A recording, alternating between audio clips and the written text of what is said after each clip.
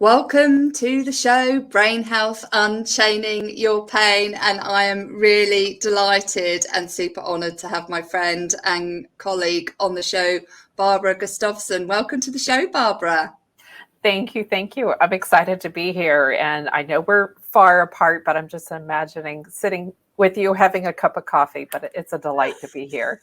I'm really excited to talk to you about your journey on brain health and also to sort of dive a little bit into your book, Permission to Be Bold. But before we do that, just what are you really passionate about in life right now? Right now, I'm really passionate about helping people recast or revision what their vision and purpose is, because a lot of people have not given up, but have been discouraged because things haven't turned out like they've hoped it to be in the last couple of years. So I'm really excited when I sit down with them and when someone sits down with me and helps me recreate that. And just to have a new starting point and realize nothing has been wasted. Like it may not have turned out like we wanted, but there is no waste. And there's so much more than we could ever imagine if we just open ourselves up to that. Yeah. And I think it's so important in today's world because many people have lost their vision for the future because there's been such a radical shift. And I think it's so important that we give people that permission to dream, really, Yes. and to believe that they're capable. And just for those people that don't know Barbara, she's founder of Discover Next Steps, which is a consulting and coaching company. And in her workshops, retreats, and one-on-one coaching, she combines personal growth, leadership, and brain-based techniques to help her clients get more clarity on their next bold steps. And she's also author of Permission to Be Bold, which is a guide to loving yourself, living fully, and leaving your mark in the world. And she's also program director for the Brain Health Licensed Trainer course at Amen University, which I think is where we connected. I believe so. I believe we actually were speakers at a Brain Health Summit. That's right. Yeah, so that's where we connected. That was last year or the year before. Gosh, time's flown, isn't it? The timeline has just blended together. I think it was last year. I think it was. And she also supports a community of brain health trainers like myself that bring resiliency and wellness programs into their communities. So, Barbara, in the context of brain health, what would you say, based on your life's journey, what is optimal brain health mean for you personally? Yes, great question. I haven't had that before, and I absolutely love it. Brain health has not been something I thought I would ever stumble on just because of my history with the brain. But optimal brain health for me is being able to fully tap into who I am, and not just tap into that, but express it in a way that benefits others and helps them get connected to their passion and their gift, and to be able to share that to others rather than keep it to ourselves. So whenever I grow, I think of the context of whenever I'm improving an area of my brain, whether it's in my thinking or learning, relationships, just loving people, and even in my mindset, I want to do it in a way that helps other people, that it doesn't just stop with me.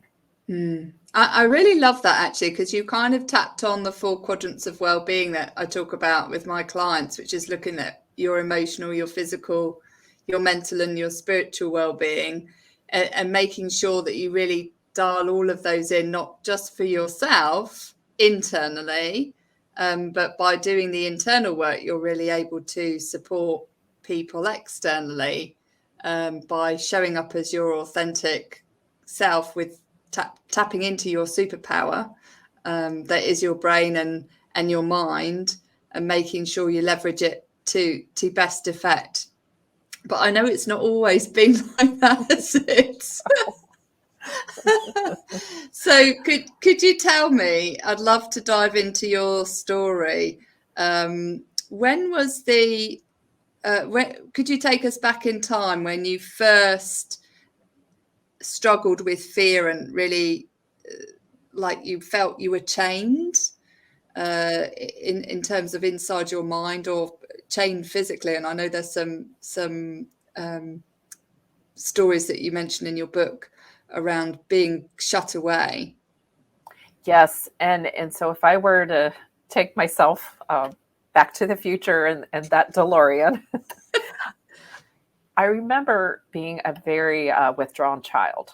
Like there was a part of me that freely expressed, but there, around at the age of 4, I started to really withdraw.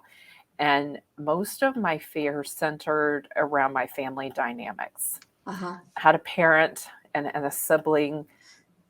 At the time, I couldn't articulate it, but something was really off. And I knew at an early age that whenever I played, I had to be really quiet. I couldn't make a lot of noise. And these two people were extremely triggered. And if I got in their way, it would not be a good picture. So I learned at a young age to play quietly or outside, just as a means to protect myself. And so I became very withdrawn. Some people, they act out and explode behavior. I imploded, and often I would become self-mute. I couldn't say a word in moments of terror and fear. And so there was some early childhood trauma that went on that I couldn't articulate for years. And I think having that happen in those developmental years, it played out in kindergarten. In my book, in the first chapter, I wrote about how I was the good little girl. Like I wanted to please my teachers. I did everything. I wasn't a rule breaker. I know there's no fun in that, but I like to stick to the rules. And one of the things I was always told is if you have a question, you raise your hand. And so I remember having to use the restroom, like really bad. When you're in kindergarten, it's like when you go, you got to go. And so I started raising my hand, and my teacher kept telling me to put your hand down.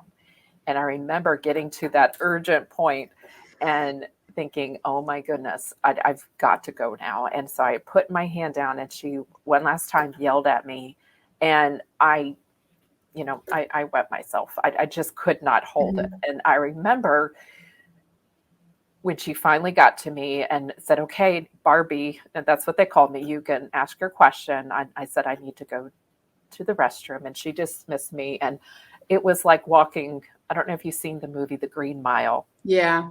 It was like walking the Green Mile. And I remember having this polyester brown pantsuit on, and you could just see this dark stain, and I could just feel the stares from my classmates the whole way. And I just remember feeling ashamed, humiliated. I didn't want to be seen. I just wanted to hide and run away forever. And then in first grade, I remember I was fidgety. I was like, there was nap time where all the kids took the nap. There's always that one kid that doesn't take a nap. That was me. I would be fidgety. And I remember squirming in my seat, and I got in trouble. And back then, and the way that teacher punished the kids, sometimes they, got slapped with a ruler. Yeah, we had the cane. She put the students in a closet, and it was a big closet, but it was, for me, especially humiliated to be separated from the other kids. So I was sent to the closet. There was a light on, but I stayed there for a couple of the periods. And I just remember thinking, I don't fit in. I don't belong. And again, I felt that shame and humiliation. And for me, I had these repetitive experiences in childhood where some children may have been resilient and bounced back from that. But for me, it started this path of debilitating fear. I felt like everyone's, laser beams on me. And so I just started this habit of withdrawing and not letting my true self come out, and thinking that as long as I stayed hidden and didn't, create these ripples, I would be safe. And that was how I survived that. And honestly, at the time, it was what I had to do. But as I became, in middle school and high school, I wanted to explore the world. Those patterns still existed, but it really disrupted me from being able to be happy. And my anxiety just grew and my fear grew, even to the point of my senior year in high school. I was giving a speech, and I literally, something took over me, and I ran away off the stage. Like, I ran into a classroom, hid under a desk. Something just defaulted in me. Panic, to run and hide. And again, the shame, humiliation, just all that compounding over the years took over. Yeah. Oh, thank you so much for sharing. I can really relate to some of your experiences, particularly the wetting one, because I remember myself going to Brownies and not having the courage to actually go when they offered the children to go, and knowing that I needed to. And having almost like a Niagara Falls experience of wetting myself when they were all doing their final song. And it was the most humiliating thing, because they had to get like more newspapers than you can imagine out to clear it up. And everybody seemed to find it really funny. Certainly some members of my family. And for me, it was just so embarrassing. And that sort of issue or fear, like very much like yourself, continues to today. The fear of it happening again, even though I'm an adult, and actually the anxiety that you have from that initial experience brings the whole thing back on for me personally. And I'm sure it's the same for you in your sort of circumstances. It triggered something that you really don't want to happen. It did. And I think it's one of those things I brushed off for so many years, because I'm thinking there's other people in the world that have it so much harder than I do. I think that's definitely what I told myself. And while that's true, someone always does have it harder for you, I pushed stuff under the rug. Like, there was so much undealt with childhood trauma, not just from those situations, but others. We don't need to bring it all up here today. But our bodies and brains have a way of remembering what we haven't dealt with. Yeah. And so later on in life, as I'm going, things have a way of just resurfacing. Yeah. And we have a choice, to either push it under the rug again, or this time is an opportunity to really listen and see what needs to be released. Yeah. And thank you for sharing that, because I think it's, people really can dismiss their own trauma, because we have this habit of comparing ourselves to others. And like you say, some people have it much worse, but trauma is trauma. Trauma's trauma. It's not really big T or little t. It's whatever it is for you personally.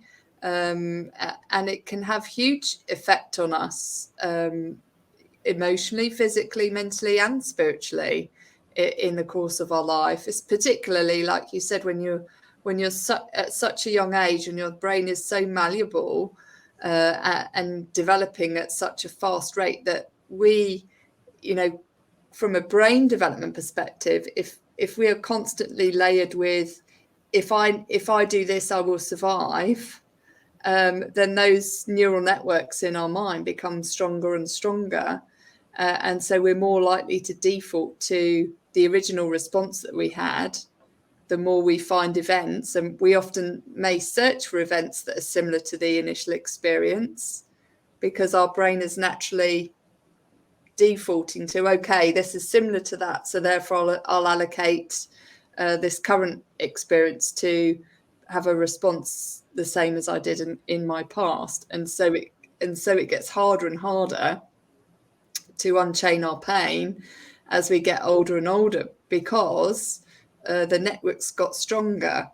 And so we really mustn't be dismissive of childhood experiences that we have, irrespective of what other people have experienced, because it can affect us in profound ways. Absolutely. Yeah.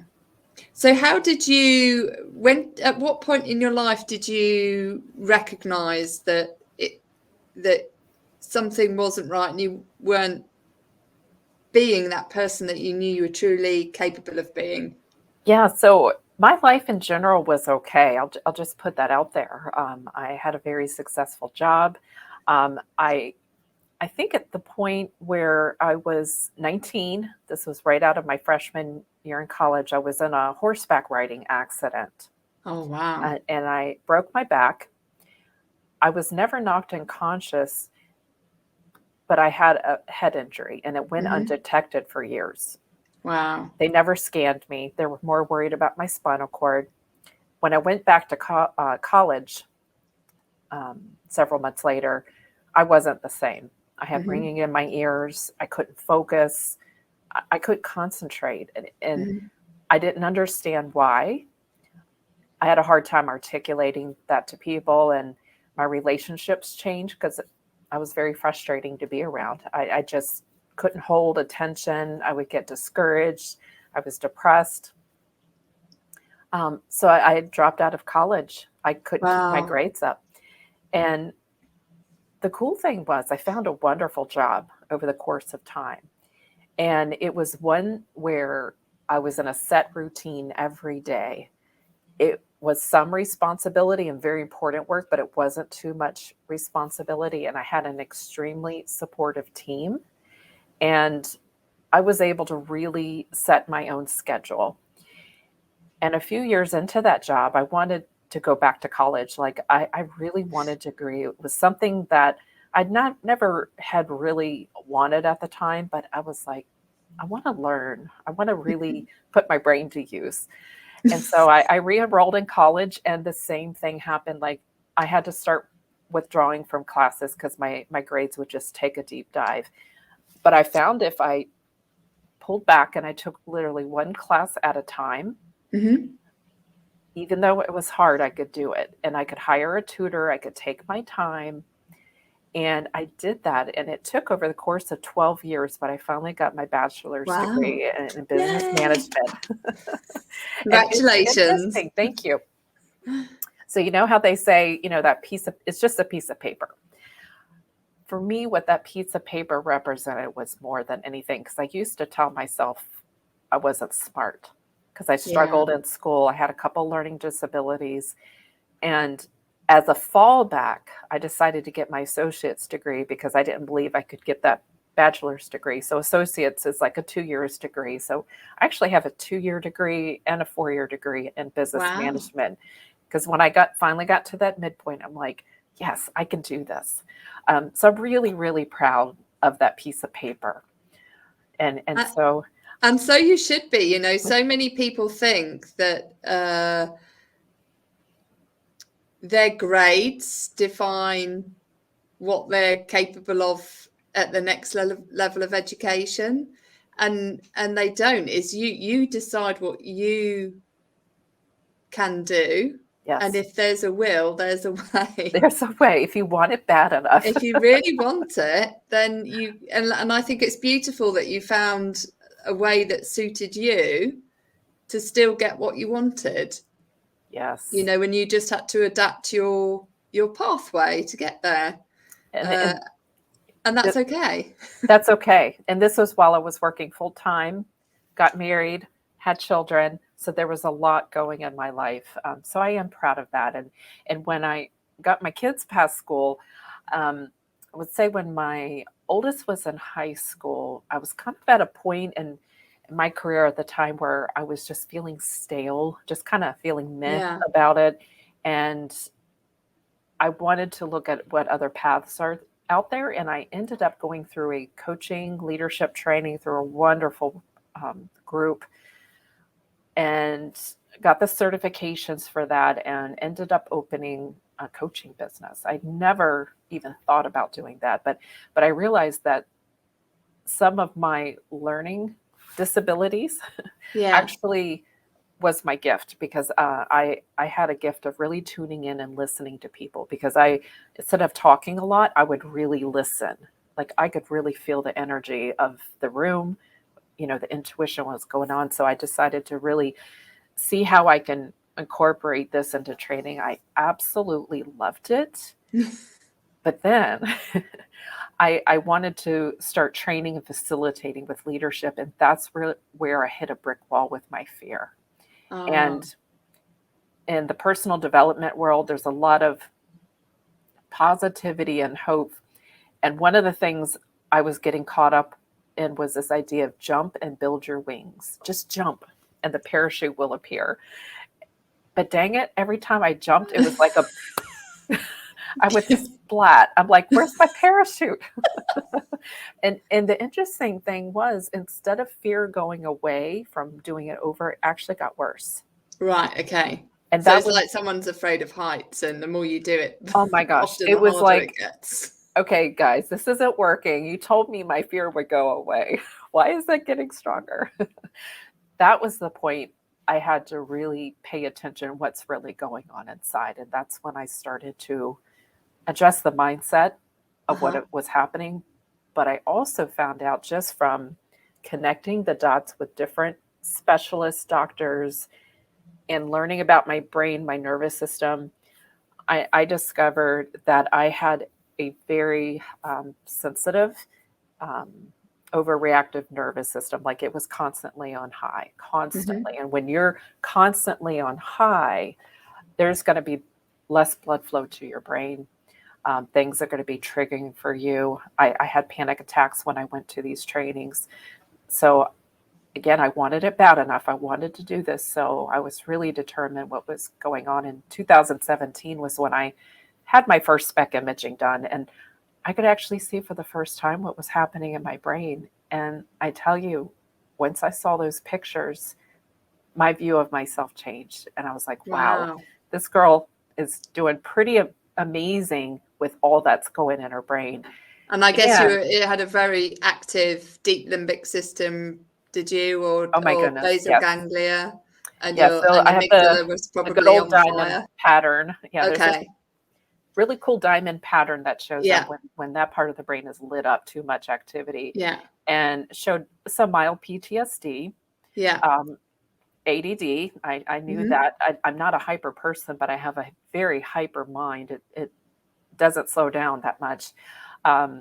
Erlin syndrome, auditory processing disorder. It was such a relief to me, Dr. Ruth, that it wasn't something that I had imagined all these years. I wasn't trying to be a lazy student. Yeah. I love to learn, but it was just very hard for my brain to do that. Yeah.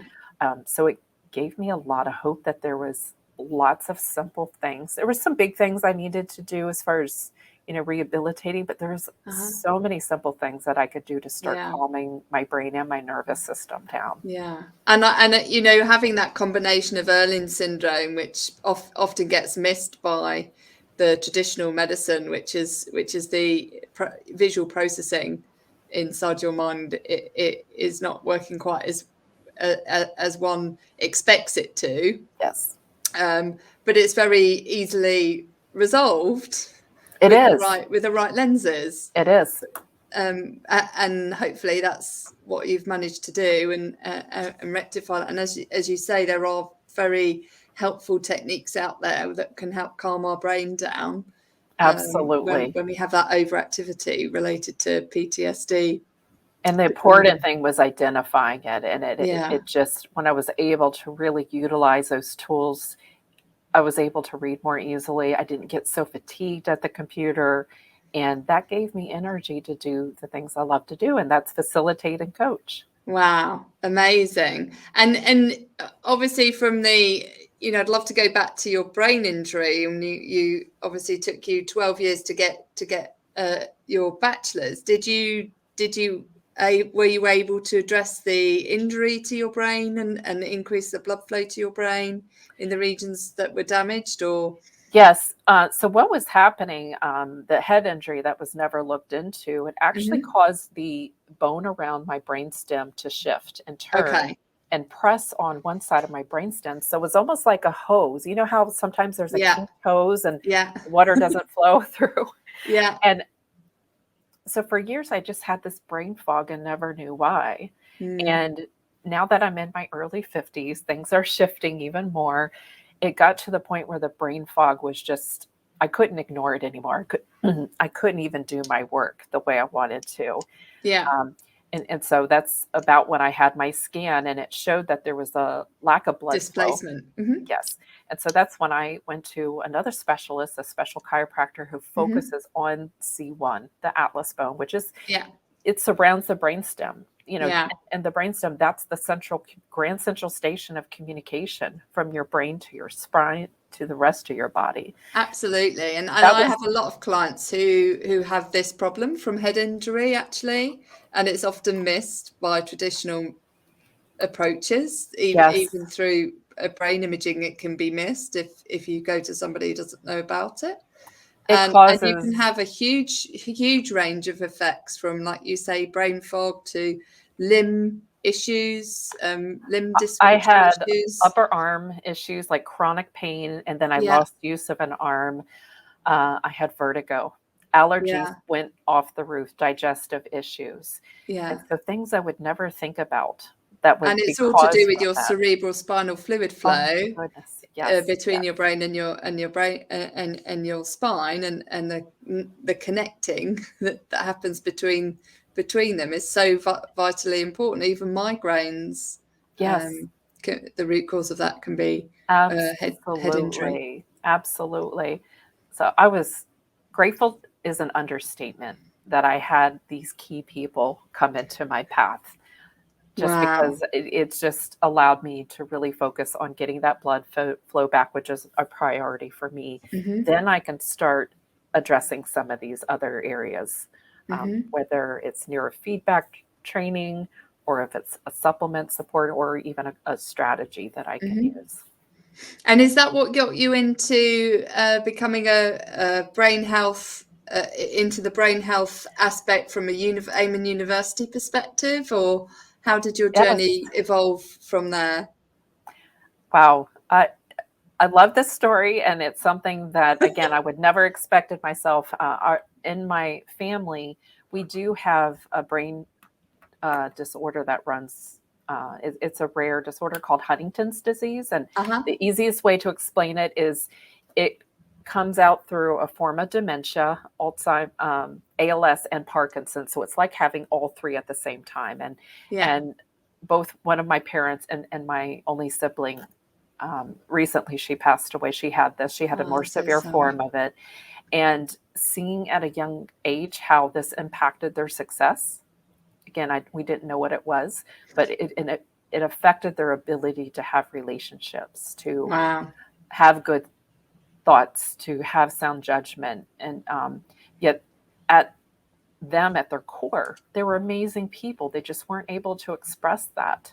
And when you Hmm. think about the brain is the hardware of this, of a soul, of our relationships, it's how we express. And when that's healthy, we're able to have that healthiness in our lives. So for them, and to see what they went through, helped me realize that, leadership and the brain go hand in hand. I've known people in my life, high leadership levels, who have been impacted by brain health, and it also disrupted their organization. And so for me, having that as one of my, it's part of my business model. It Mm. just became something that I became dedicated to. And so back when I had my scan, and I made sure that I followed the protocol, I ended up meeting Dr. Amen and brought him, introduced him to a community of leaders, and they hit it off. And just in conversation, he's like, I want to bring this into the workplace. I wanted to bring it to leadership, HR. What can we do? So Yeah. he took his content, and we talked about how we can make this less clinical and help give people a tool that they can educate others to help them with their brain health, their mental health, and in the workplace. And so I think of it as a backdoor way for people to talk about mental health, because it's still Mhm. very hard and a heavy topic. A lot of people won't talk about it still, even though Yeah, we I get. actually even saw on LinkedIn today a psychiatrist within the UK was mocked by another fellow psychiatrist for speaking up about their mental health. So it's a real issue even within the profession that actually is there to help people. Yes, If you can't have an open conversation within a profession that is there to help people, we have a huge issue. we Uh, do. you know. And there's great opportunity. And we have about 1,100 brain health trainers currently Mm-hmm. that have been licensed to go in and teach Dr. Eamon's content to where people gather, whether it's the gathering of the workplace, churches. I know some people are working with veterans and schools, but it's just really wonderful to see how they're taking his content and creating change.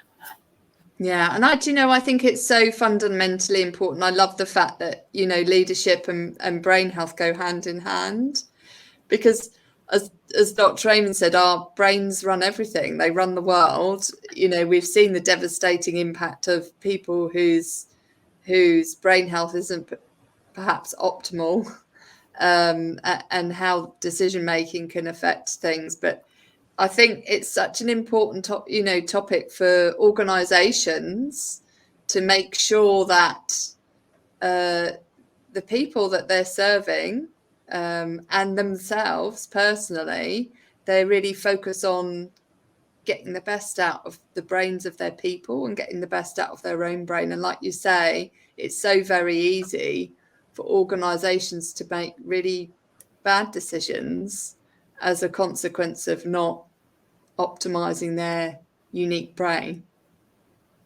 Absolutely. And often I think when people think of brain, it's very complicated, and it is, it's the most, they say it's the most complex thing in the universe. It is, but it really likes simplicity. It loves simplicity, and there are areas where we haven't even tapped in that we can use for our benefit. And I know for me personally, being a small business owner, the way I look at my brain is, this part of my brain is like my business partner, and we're either working really well together or it's getting me off track. And one of the things that Dr. Amen, and I've been so grateful to be able to, partner with him, is he said, give your brain a name, give your brain a name and just start talking. And so my brain's name is Lucy, from Lucy and Ethel. She's funny, she's quirky, she's silly, but she can also throw a tantrum. Sometimes she wants to get her own way. She's very distracted, very distracted.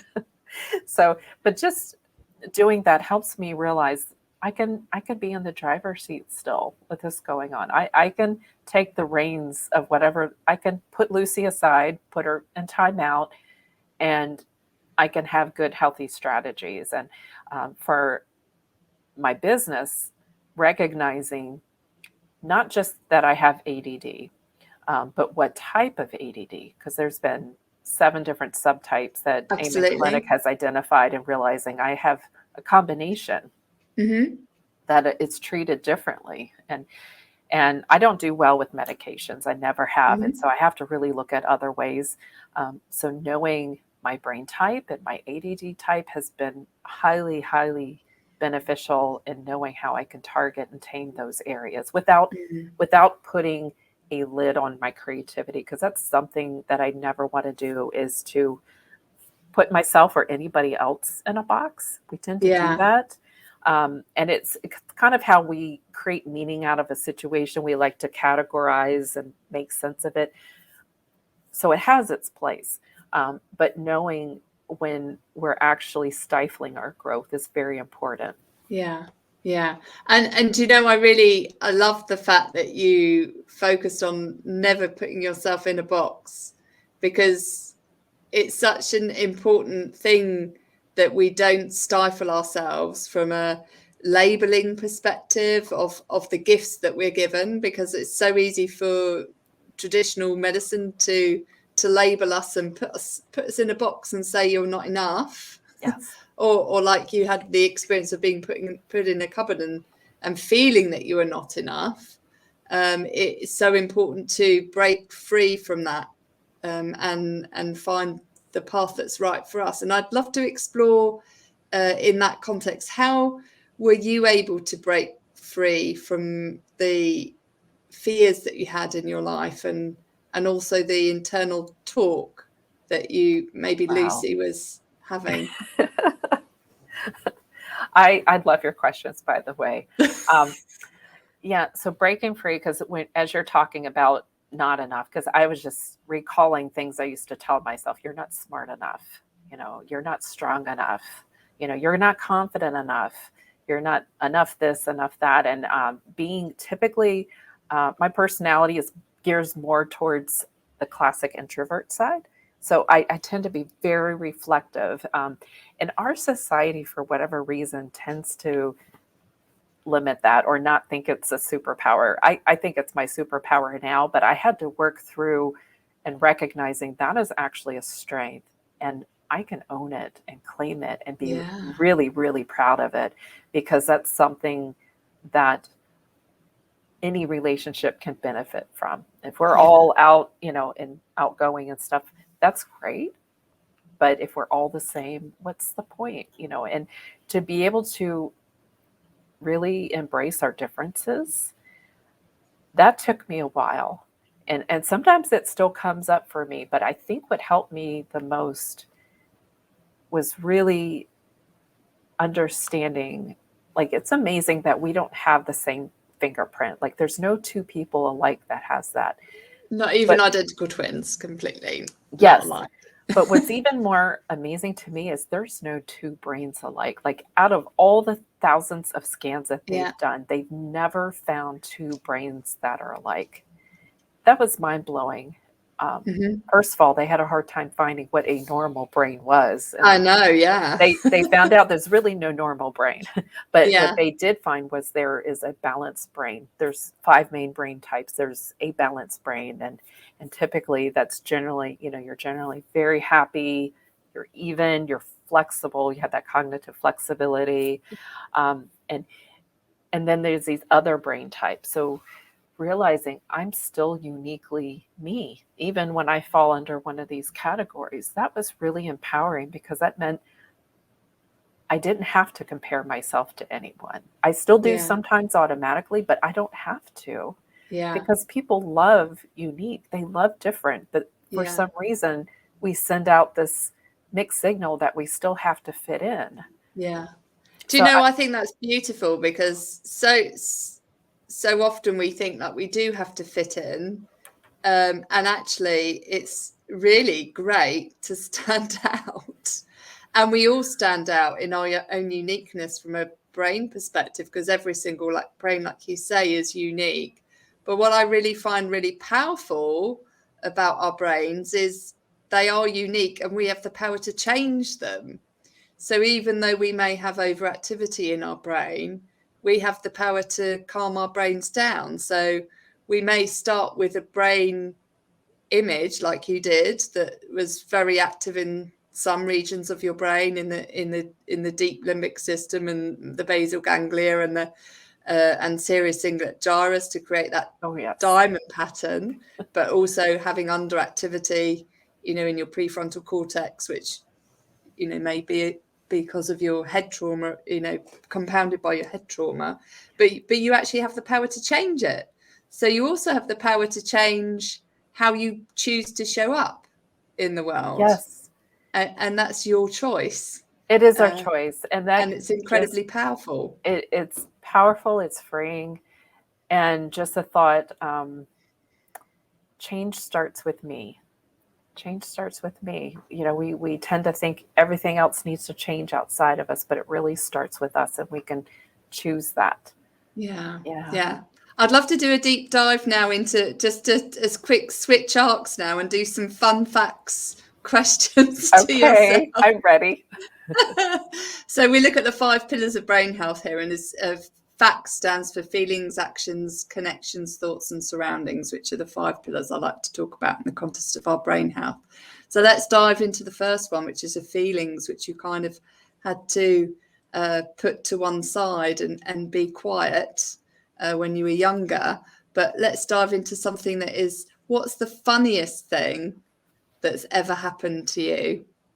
Oh, the funniest thing? Yeah. Oh my goodness. Okay, so it wasn't funny back then, but it's funny now. So I think that counts. Yes. So when I was 15 and I pumped gas for the first time, I was terrified. Like, I had that, like you hear the fight, I had the freeze moment.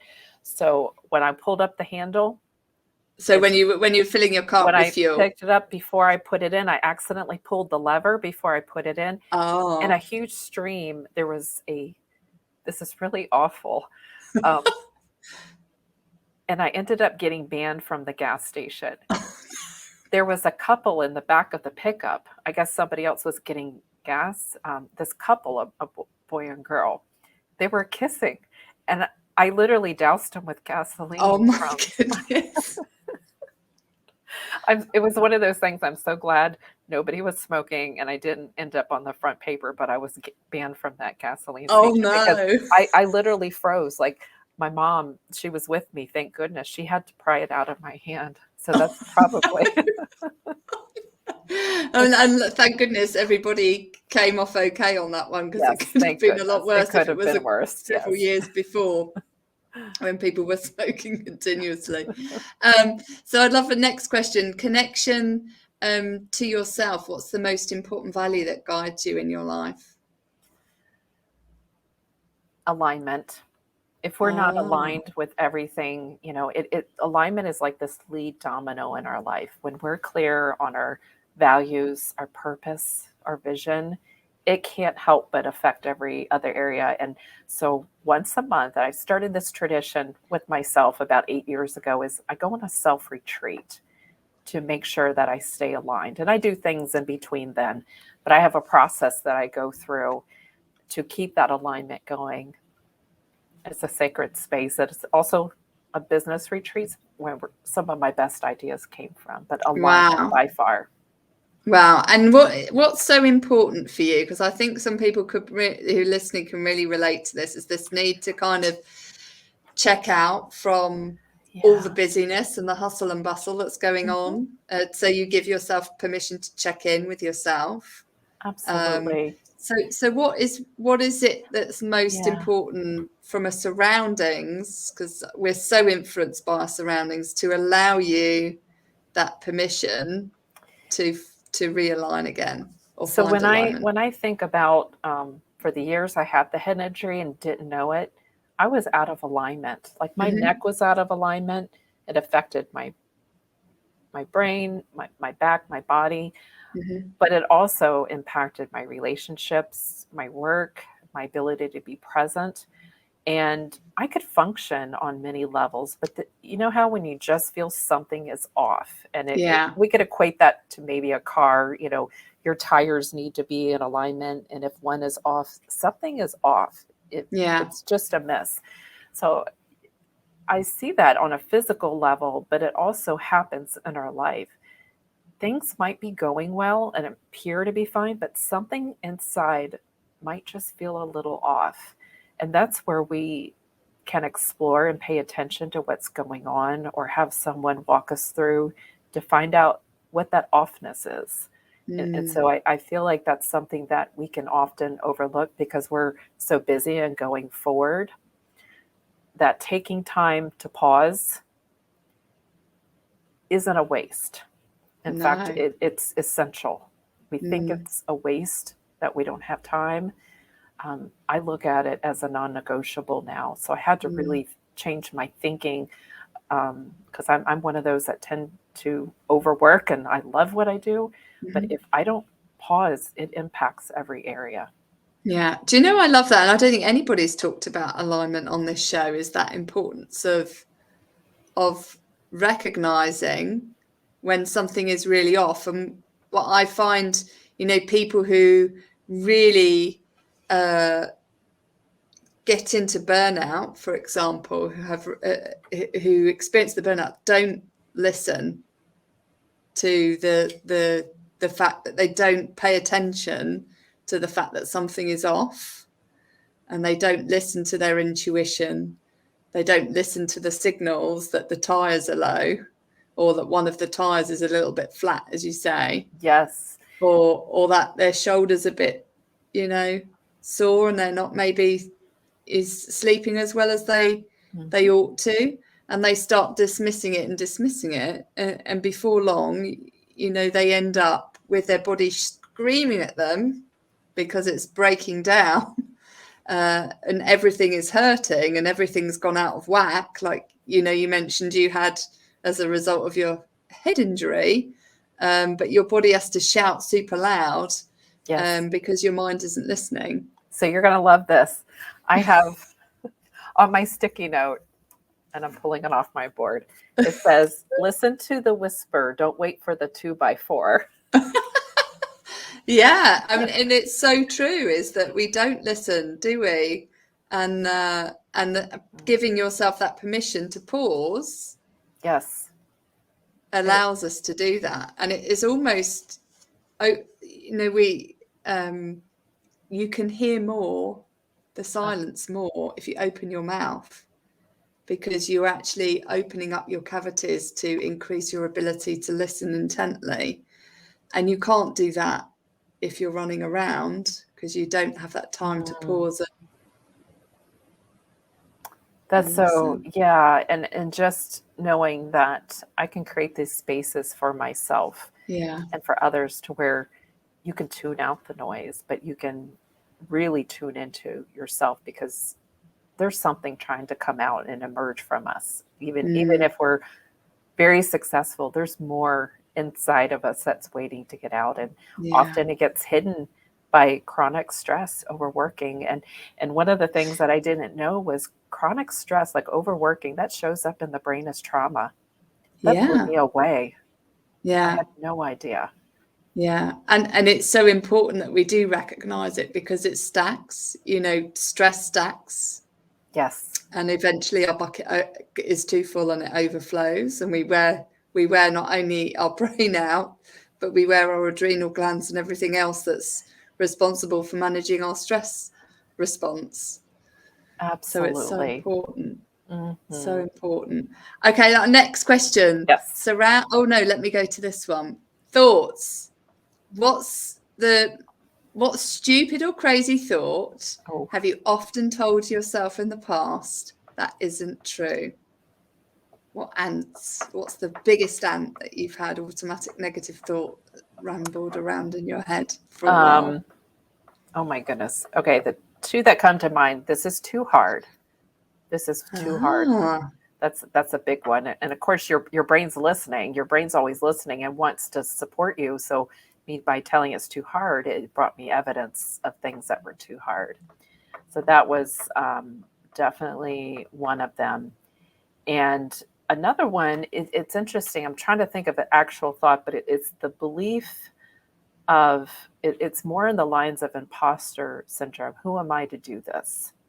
who Like, am I to do yeah, this? because I used to tell myself, because of the brain challenges in my family or my own brain challenges, who am I to help people with brain health? That's the story that I told myself that was flawed. And Yeah, so, but I wasn't looking at the opportunity because yeah, of my story. I actually can yeah. share this to encourage others. So that was a big one for me to overcome. Wow. Wow. Who am I? And Who am do you I? know, I think it's such an important one, because we often doubt ourselves, don't we? That Yes. it kind of comes back to that. I'm And my not. remedy for that was to flip it. Who am I not to share this? Like, I would be robbing someone of the opportunity Yeah, of help if I didn't share that. I love that. I love that. And how did you overcome those? How did you overcome the other negative thought that you had? Wow. So it wasn't a switch. I will tell you that it's happened over time, but it was a process of really, first of all, identifying, becoming aware of that, and having a desire to change. Like, if you don't Uh-huh. have that burning desire to change something in your life, it's probably not going to happen. Yeah. And Yeah. so I had a burning desire, but I also had other people to help me um, really look at energetically how that was affecting me, and using both parts of my brain to release different traumas. EMDR was amazing for my brain. That really Yeah. helped me. It allowed me to be able to work through the fear issue. So, really, not just focusing on the fear, but focusing on the thought that I wanted to replace it with. That was huge Hmm. for me, and building that repetition, because the brain, you mentioned earlier in the show about how our brain really latches on to something repetitively. It loves predictability and routine. It sees it as safe, even if it's Mm. not good for you. It defaults to that. So building something new and repetitive, and just consistently. That's the hardest part, is being consistent. And over time, that new thought pattern will take root. Yeah. Do you know what's really important on that as well is that having that desire, because we can build new habits much quicker than we think we can when we have the desire to do it. So one of the strongest desires is associated with fear. Because if you have to do it, because the consequences are you die if you don't, then you learn that habit really quickly. Yes. Because there's a strong emotional need to do it.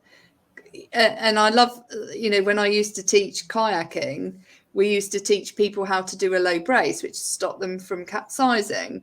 And our natural response, because we learn it from when we're children learning to walk, is we put our hand out to stop ourselves from falling over, which is brilliant on a hard surface and works really well, but doesn't work very well on a water surface, because your hand just goes straight in the water and you go and capsize very quickly. But when you have that desire to not go in the cold water, you start to learn it very quickly, and you can learn it in a week. You can retune your automatic response in your mind to adapt and modify to the different environment and respond differently. So we have this huge ability, this huge power in our mind, but we have to assign emotion to the new habit, and it has to be a really strong emotion that we assign to it, that desire to do it, in order for that habit to really embed itself. Well, Dr. Ruth, I didn't know you like kayaking. We have another topic. One of the things, and this will tie into the fear, because being outdoors just is, for me, it's a way that I can unlock whatever is going on. If I'm grappling with a problem, getting outside, and kayaking has done it for me. And so I hold these coaching, and I call them coaching and kayak sessions. Oh, do you? Wow. I partner with a group, and we take women out on the water and they address their fears. And the really cool thing, because we did this as an experiment, and most of these women are afraid of the water, like terrified. Yeah. And we take them into really calm and flat water. But what we realized about the second workshop in, and we've done this multiple times, is they've been able to turn their fear into fun. Yeah. Like this kayak, even the fear piece, when they get together with a group of women, it's a healthy distractor, and it disrupts that fear signal. Yeah. And these women, some of them terrified of water, they were laughing in like 10, 15 minutes. And one of them was even doing a live Facebook on the water saying, "Look at me." And she was in a near drowning experience when she was a teen. So I love what you're doing. Oh, thank you. And excuse me. And it's so important that we do tap into positive distractions to overcome our fears, which obviously with EMDR, we do eye movement. I know you talked about eye movement desensitization and reprocessing, which is EMDR, which is super helpful. But havening is another one, which I do, which is similar, but uses human touch rather than eye movement. But one of the most powerful things to help people release the fear when we're doing it is distraction, so that they can calm their brain down whilst they're applying the human touch, and then help them downregulate their brain. It's such an important thing to break those chains. Yes, and the good news is, and you're sharing it, these things are super simple for people to use. Yeah. Like it's to have these at their fingertips, it's just very valuable. So what's next for you? Obviously, you've come on an enormous journey in the context of your brain health, from a child that had an intense amount of fear as a result of your environmental experiences, to now somebody who is helping people overcome their fear and being really the leader to show them the way and shine the light. What's next for you on your journey? What's next? I have a few what's next.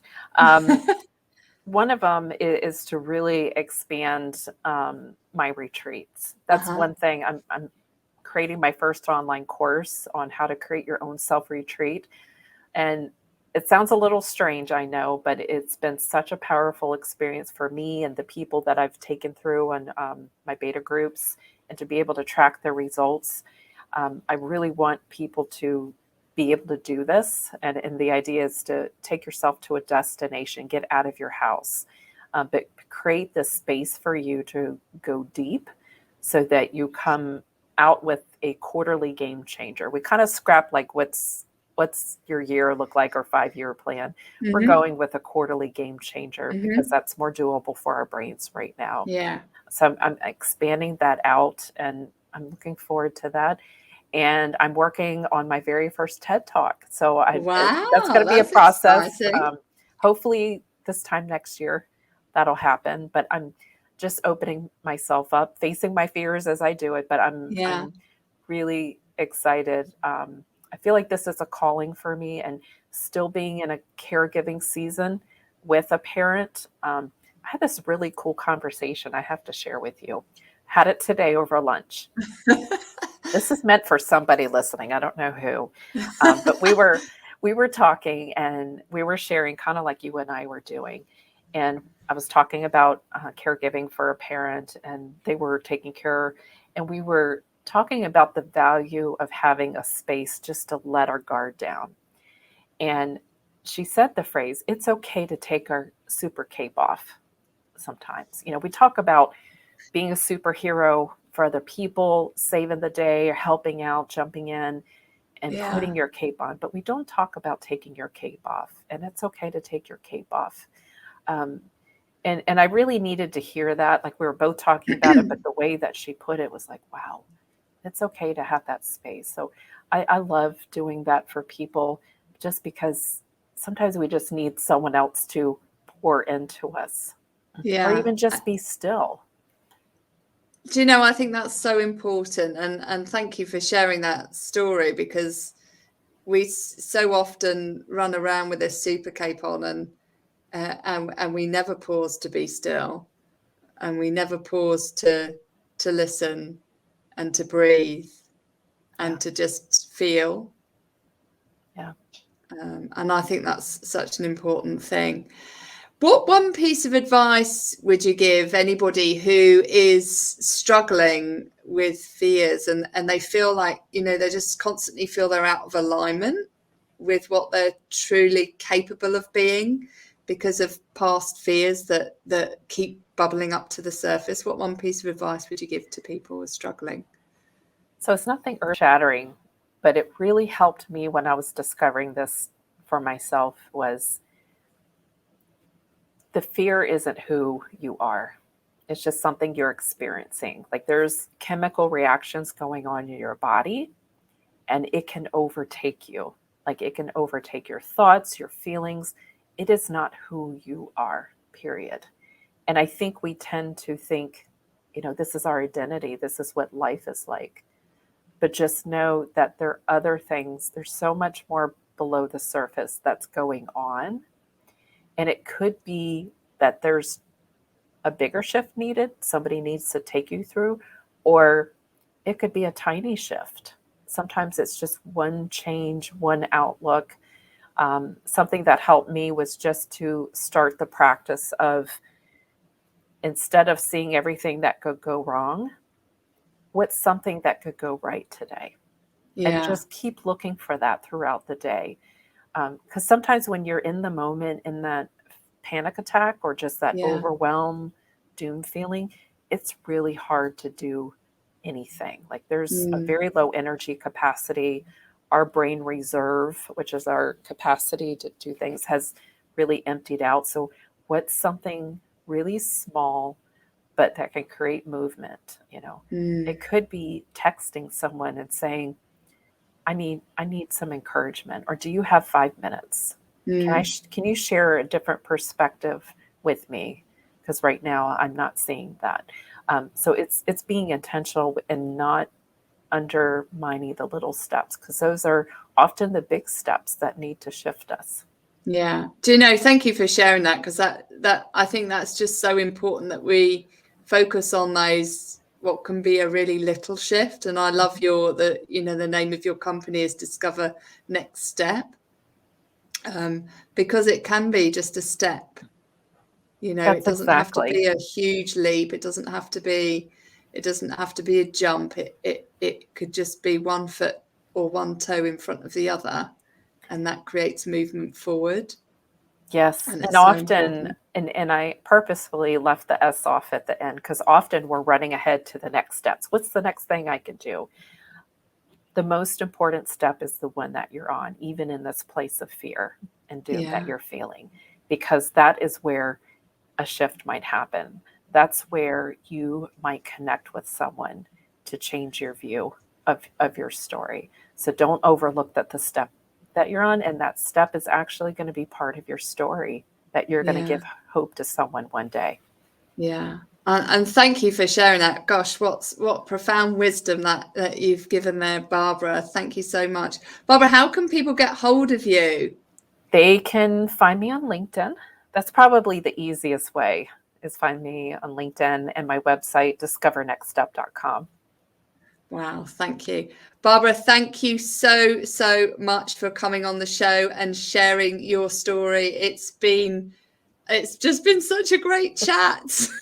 Always, I've always loved it so loads of much. fun with you. So thank you.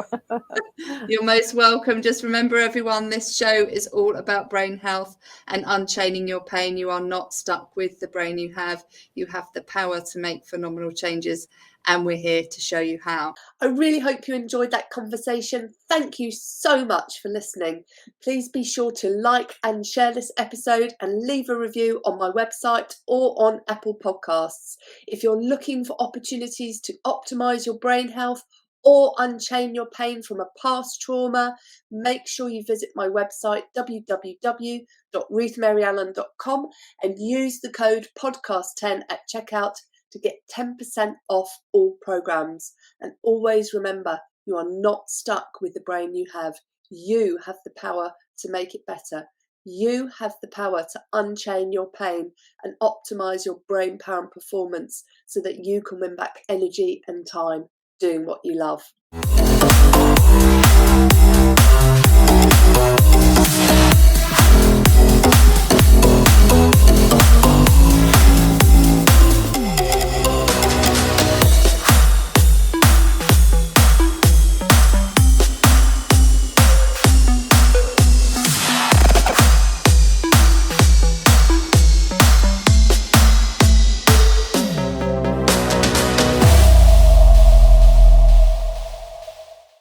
Each episode of Brain Health Unchaining Your Pain with Dr. Ruth Allan is for educational and demonstration purposes only.